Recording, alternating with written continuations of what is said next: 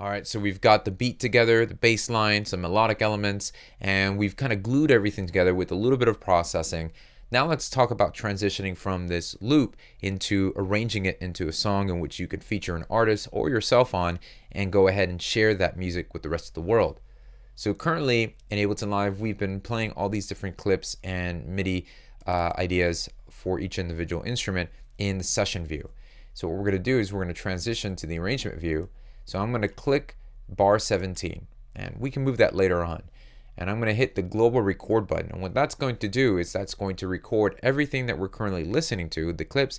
They're going to be recorded into the arrangement view. So let's go ahead and do that.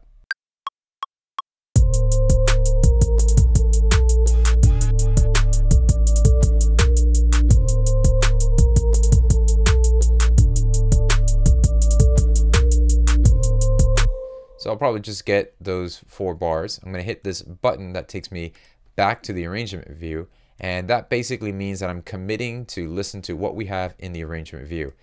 So let's just go ahead and take these out.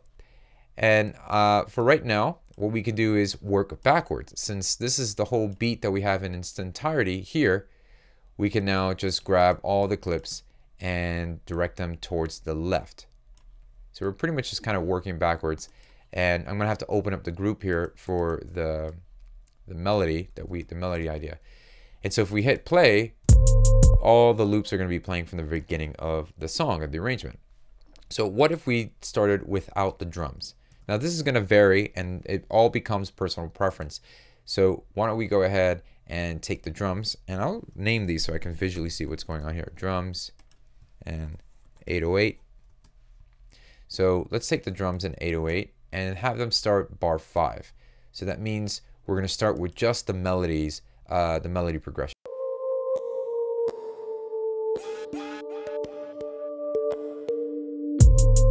So maybe this might need to come in a little bit later and take this bell melody that we're doing.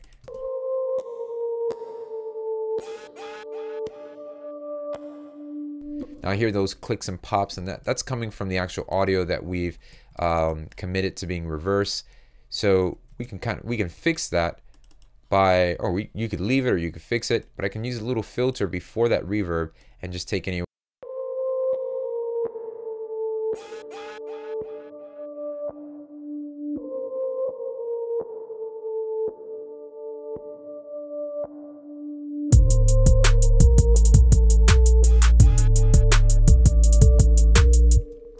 So then we start to introduce the drums and the bass here at bar 9.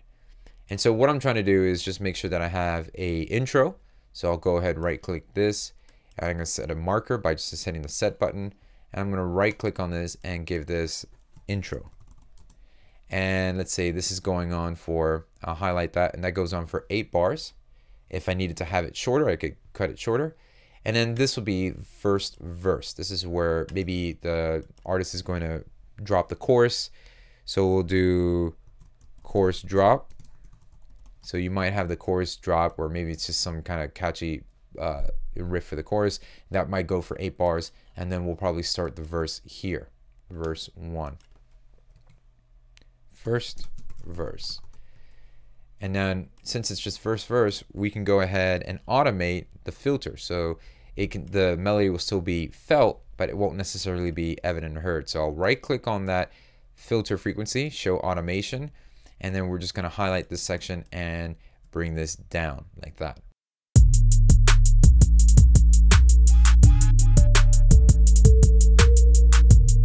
And then we can just click this so that it creates this nice linear build up to that moment. So just doing that to show you how that works. And what we'll do is just go ahead and highlight this whole section. So this is 8 bars, and we want to double this to create a 16. Usually a 16 bar verse is a good amount of time for any hip hop artist to kind of just spit what they need to spit. So here we've got the 16 bars. What I'm going to do is click this over here so we have a gradual build, and we can just copy the chorus and move that right over here and set that as our chorus.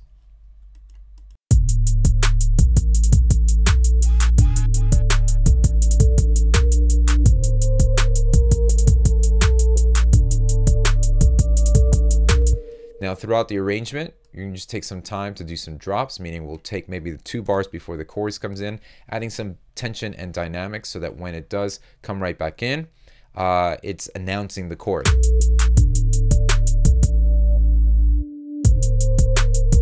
And then we start to add some little things like crashes and transition effects.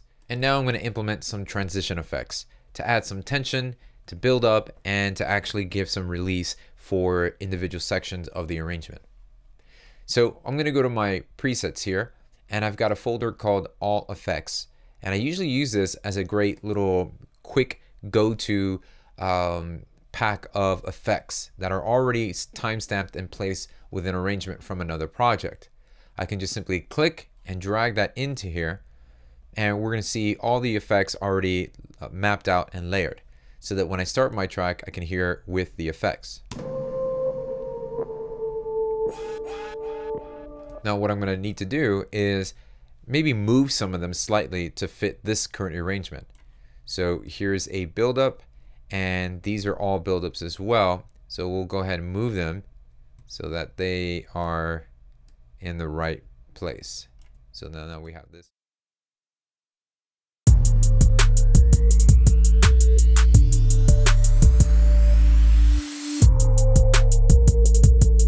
So I might need to move this one as well and take this one out. And these will be used for transitioning out of that chorus. And we'll just move this slightly. And the reason why they're off is because they were just probably off from, they're set to an arrangement of another project. But what's cool is I can just go ahead and always save these. I can click this and drag them into a folder in my browser. So let's just say Tools, and I can just simply click, drag, and drop them in there. And then I can always just I can just use that for any other projects, and it'll always be there. Just hit enter, and now I can just click and drag that back into any other projects, so I can use this specific effects. And it makes it easier to having to go and find different swooshes and effects and crash and cymbals and things like that, when you can just create a group track with them all.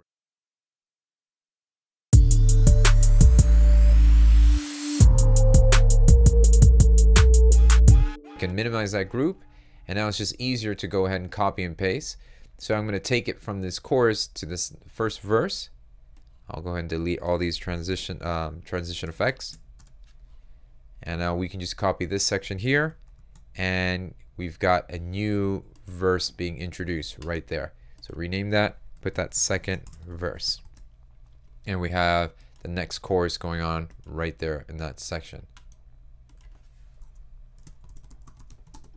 So you're able to map out the arrangement to however it is you like and however you're working with the specific artist. But that's how we can now step back and get a bird's eye view of where we're going with this track. And then you can introduce different drops and different sections that can accent certain aspects of the performance from the artist.